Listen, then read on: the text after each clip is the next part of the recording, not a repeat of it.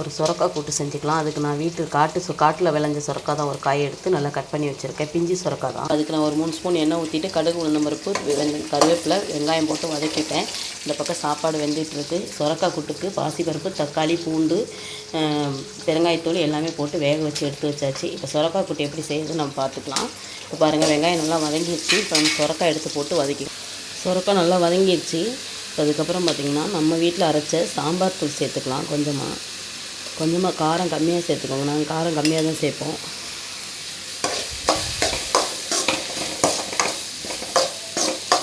கொஞ்சம் மஞ்சத்தூள் நான் பருப்பில் வேக போட்டிருக்கேன். அதனால் பருப்பு எடுத்து ஊற்றி இப்போ சுரக்காய் கூட்டுக்கு பாருங்கள், இந்த அளவுக்கு நான் தண்ணி வச்சுருக்கேன். இதில் கொஞ்சம் சாம்பார் மாதிரியே நம்ம எடுத்துக்கலாம். ஏன்னா சூப்பராக இருக்கும். பிசைஞ்சு சாப்பிடும்போது நம்ம வாழைக்காய் வறுவல், ரசம் வைக்கப்போ போகிறோம். இது கூட்டாகவும் நீங்கள் ரசத்துக்கு வச்சு கூட்டாகவும் வச்சு சாப்பிட்டுக்கலாம். சூப்பராக இருக்குங்க. இப்போ வாழைக்காய் வறுவலுக்கு உப்பு போட்டு நல்லா வேக வச்சு எடுத்துருக்கேன். இப்போ இதில் நம்ம சிக்கன் 65 மசாலா சேர்த்துக்கலாம். வேறு எதுவுமே நான் சேர்க்கல. இஞ்சி பூண்டு எதுவும் சேர்க்கல. சிக்கன் 65 மசாலாவில் பார்த்திங்கன்னா கொஞ்சம் சேர்த்துட்டு தயிர் சேர்த்துக்கலாம். அவ்வளோதாங்க. இதை அப்படியே பிரட்டிட்டு ஒரு 10 நிமிஷம் உணர வச்சுட்டு அதுக்கப்புறம் தோசைக்கல்ல போட்டு பொரிச்சு எடுத்துக்கலாம். இப்போ நம்ம என்ன சொன்னால் சுரக்காய் கூட்டு வச்சாச்சு. இதில் கொஞ்சம் போதும், இந்த அளவுக்கு வெந்துருச்சு. நல்லா சூப்பராக இருக்குது. இப்போ இதுவே சாம்பார் மாதிரியே நம்ம ஊற்றி சாப்பிட்லாம். சூப்பராக இருக்குது. சரி வாங்க. இப்போ இறக்கிட்டு இப்போ மசாலா தடவி வச்சுருக்கேன் வாழைக்காயில். இப்போ வாழைக்காய் பொரிச்சிக்கலாம். இப்போ நமக்கு சூப்பரான தக்காளி ரசம் ரெடி ஆகிடுச்சு. இன்றைக்கி புளி இல்லை, அதனால் தக்காளி ரசம் வச்சுட்டேன். இந்த பக்கம் வாழைக்காய் வறுத்துட்ருக்கேன். 62610.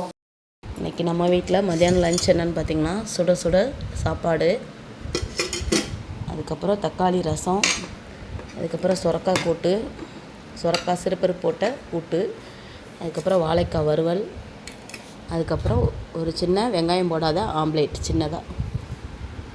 இன்றைக்கி தாங்க நம்ம வீட்டில் லஞ்ச் மெனு. சுரக்காய் கூட்டு, ரசம், வாழைக்காய் வறுவல். தேங்காய் துவையல் அரைக்கிறதுக்கு நம்ம புளி சாதத்துக்கு சாயப்பாவுக்கு நான் பாருங்கள் ஒரு 1/2 கிலோ போல் கடலைப்பருப்பு, உளுந்தம்பருப்பு, அதுக்கப்புறம் பார்த்திங்கன்னா 1/2 கிலோக்கு மேலேயே வேர்க்கடலை எல்லாம் எடுத்திருக்கேன். இந்த துவையல் ரொம்ப டேஸ்ட்டாக இருக்கும். அதுக்கு கருவேப்பிலை எடுத்திருக்கேன். அப்புறம் கொஞ்சம் மல்லிச்செடி, அதுக்கப்புறம் வரமிளகாய். இது நம்ம காட்டில் விளைஞ்ச வரமிளகா. தேங்காய் எடுத்து வச்சுருக்கேன். வேர்க்கடலை, கடலைப்பருப்பு, உளுந்தம்பருப்பு, கருவேப்பிலை, மல்லிச்செடி நல்லா முதல்ல வறுத்துக்கோங்க. அதுக்கப்புறம் நான் ஒரு தேங்காய் எடுத்து நல்லா தண்ணியில் போட்டு அலசி வச்சுருக்கேன். இந்த தேங்காயை இது நல்லா வறுபட்டதுக்கப்புறம் அதுக்கப்புறம் நம்ம வரமிளகா போட்டு வறுத்துக்கலாம். பாத்திரம் சின்ன பாத்திரம். இது ஒரு 40 பேர் சாப்பிட்லாம். புளி சாதம் நான் கிளறிட்டு உங்களுக்கு காட்டுறேன். இன்றைக்கி சாயப்பாக்கு அன்னதானத்துக்கு பார்த்திங்கன்னா நம்ம கோயில் வச்சுருக்குறோம். நம்ம ஊரில் அன்னதானத்துக்கு புளி சாதம், அதுக்கப்புறம் பருப்பு துவையல், தேங்காய் துவையல், அதுக்கப்புறம் பால் பாயாசம்.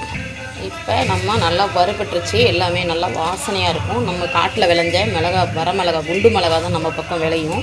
இப்போ நம்ம அதை எடுத்து நல்லா வரமிளகா வறுத்துக்கரலாம். இப்போ நம்ம தேங்காயும் போட்டாச்சு. தேங்காய் போட்டு நல்லா தேங்காய் தண்ணியில் போட்டு அலசினதுனால கொஞ்சம் சுருளை நல்லா வதக்கினதுக்கப்புறம் தான் நம்ம ஆற வச்சு அரைச்சி தாளி போட்டிங்கன்னா ரொம்ப டேஸ்ட்டாக புளி சாதத்துக்கு, இட்லி, தோசைக்கு எல்லாத்துக்குமே சூப்பராக இருக்கும். இப்போ பருப்பு தேங்காய் துவையல் ரெடி ஆகிடுச்சு. இதை அரைச்சிட்டு காட்டுறோம். எங்கள் வீட்டில் சாயப்பாக்கு அன்னதானம் பார்த்திங்கன்னா புளி சாதம் ரெடி ஆகிடுச்சு. இந்த புளி தொக்கு இன்னும் கொஞ்சம் இருக்குது. இதில் ஒரு குக்கர் போட்டிருக்கோம் கிளறதுக்கு. இப்போ இதிலே ஒரு 35 பேர் சாப்பிடுவாங்க. இப்போ நம்ம எடுத்து வச்சாச்சு. அடுத்து துவையல் பார்க்கலாம் வாங்க. துவையல் இந்த பக்கம் நல்லா வதங்கிட்டுருக்கு. பால் பாயாசம் சாமிக்கு ரெடி ஆகிடுச்சு. இந்த பாருங்க, பால் பாயாசம் ஜவ்வரிசி சேமியா எல்லாம் போட்டு ரெடி ஆகிடுச்சு. சூப்பரான அன்னதானம். பால் பாயாசம், துவையல்.